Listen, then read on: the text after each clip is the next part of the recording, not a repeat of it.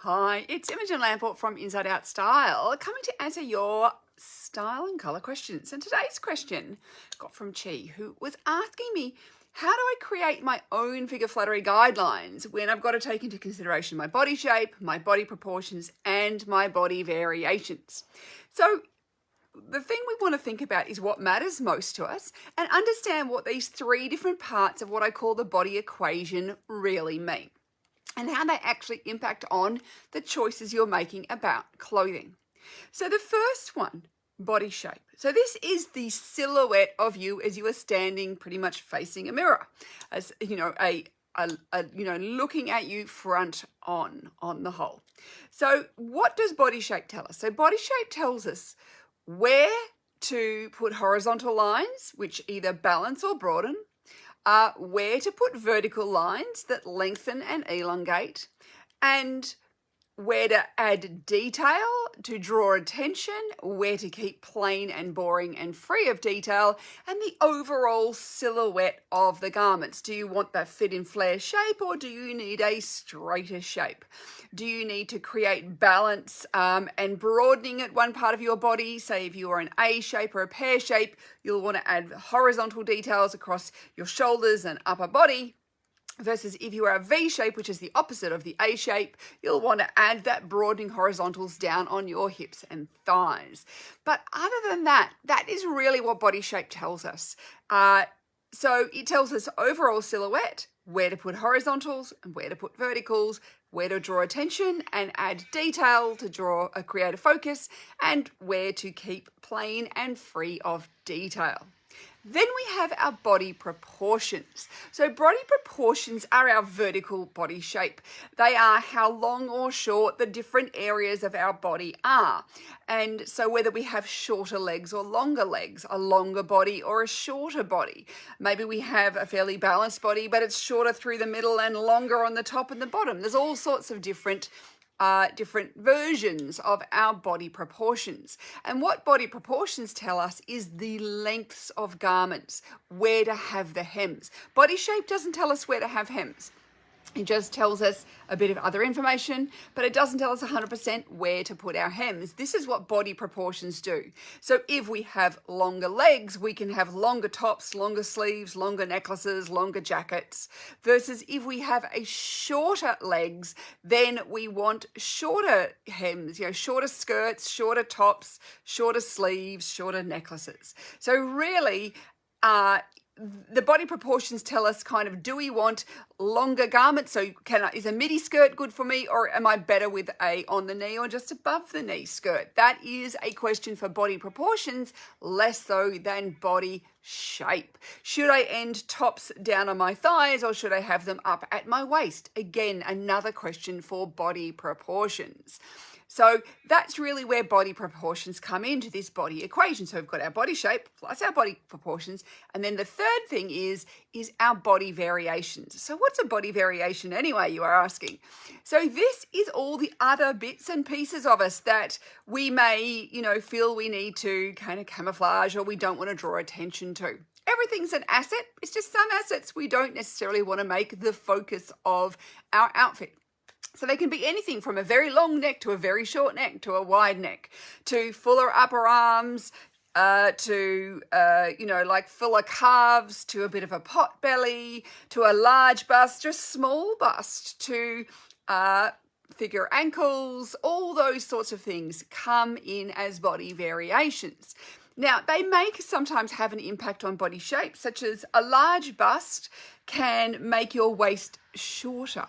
So it gives you the illusion of a shorter waist than maybe you have. So it can make your body appear a bit shorter than it is, because by the time you get out and then come back in again, it's taken up more space on your torso. So this is where body variations, depending on what they are, can impact on the body shape and body proportions, but otherwise they're often just like the added extras as such. And so with body variations, we may want to highlight them or we may want to distract from them. And this is where we can use our illusion tools. So I always think one of the things I'm doing is trying to teach you how to be a magician with clothing. So what are the tools of the magician? We have line, and that is one of our illusory tools. So how to create an illusion. So we've got line and design. We've got verticals, horizontals, curved lines, diagonal lines. And then we also have scale. So this is and it's what's known as the Ebbinghaus illusion. It's how large you put something next to something else creates the illusion of something appearing larger or smaller. So this is why, for anybody who's been following me for some time knows I have often worn large scale necklaces, particularly before I had a breast reduction. And that was because those large scale necklaces made my bust appear a bit smaller. They also drew attention away from my bust. And up into the décolletage rather than at my bust being the focal point of an outfit, because that is something I didn't want. So this is where we can use those illusion things, those illusion toolkits. We can use color as well. Lighter colors advance, darker colors recede. Brighter colours advance, more muted and grey down colours recede. These are all different things we have in our illusion toolkit. And this is where, when we are deciding on a body variation, do I want to make an area look larger or smaller? So if I've got something that maybe I've got very, very slim arms, maybe what I want to do is make them appear a little fuller.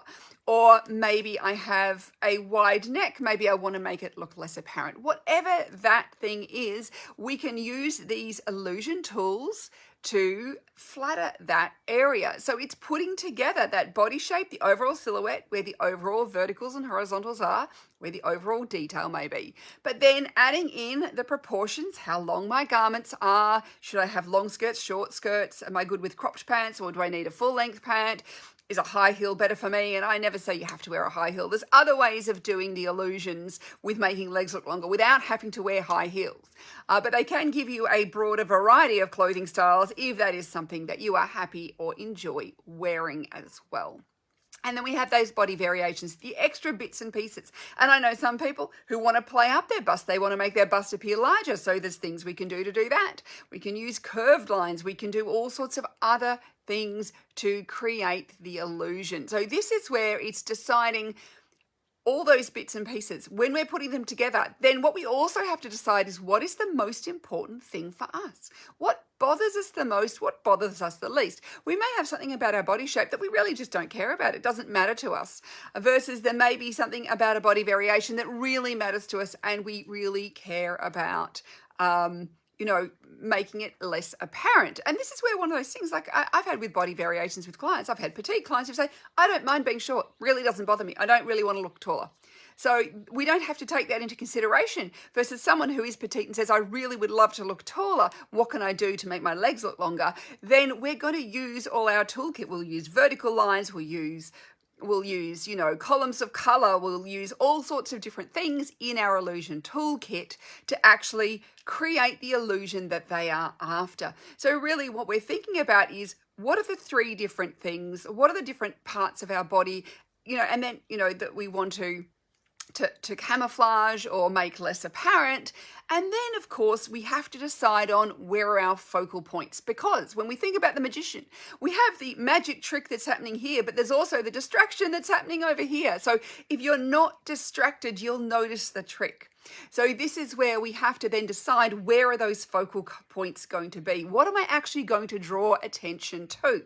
And knowing that we want to put a focal point in an area of our body that we are happy for people to notice, that we are happy to draw attention to. And for most people, I say put a focal point in your portrait area. This is why you'll always see me wearing some sort of earrings or necklace, or today I've got a brooch on. There'll always be something in this portrait area that creates a focal point for the eye to rest upon, because that means you're not noticing necessarily all the other things I'm doing in my outfit to draw your attention away from those areas. So they are really the kind of crux of the body equation. We have to put those things together. We have to make decisions, because sometimes you might have a proportional recommendation that's different from a body shape recommendation. And we have to decide, okay, well, what happens if I do this versus this? What's the impact? If I have a body variation, sometimes we can have something like, you might be a A-shape with a very large bust. That can actually make you look sometimes less A-shaped than if you have a small bust.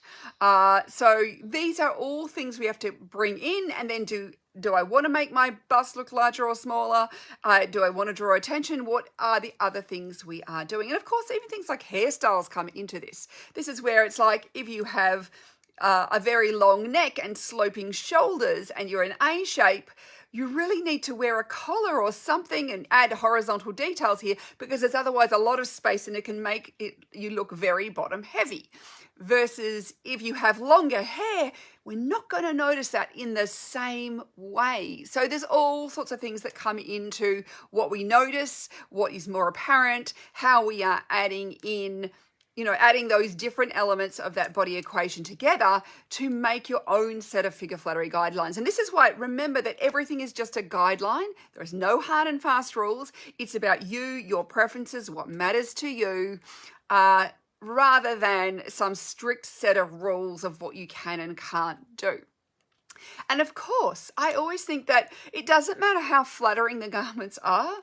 If you don't love them, if the pattern is not you, or there's something about them that you just go, oh, it's a bit, don't really love it, it's not really exciting for me, it doesn't speak to who I am as a person, it's still not going to make you feel as good or as confident as when you are expressing your personality through your clothes. So we have to always overlay that on top.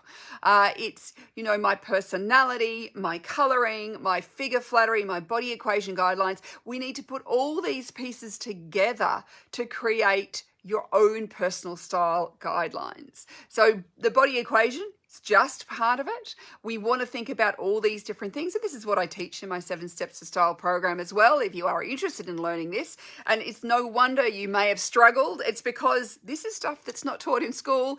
Fashion magazines don't tell us, and we certainly are not learning it usually growing up anywhere else, unless we're really, really lucky to have someone who has incredible style and knowledge about how it actually works in our lives. Most of us, this is all new information, and this is why it's so easy to get a wardrobe full of clothes where everything's a bit meh, it's not really great, and it's because we don't really know what we're after. We haven't actually understood our personality. We haven't understood what works for our unique body, because we're all unique humans. We may not kind of work out our coloring and contrasts and all those sorts of things, all these different parts that we have to put together, which is all part of that style puzzle, which is what I help you with. So I hope this has given you a little bit more insight about putting just those body equation, those 3 aspects of your body shape, body proportions, and body variations together.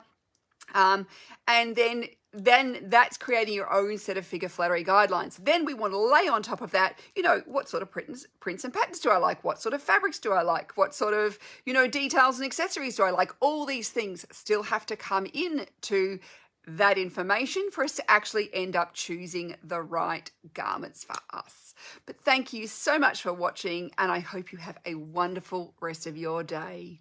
Bye for now.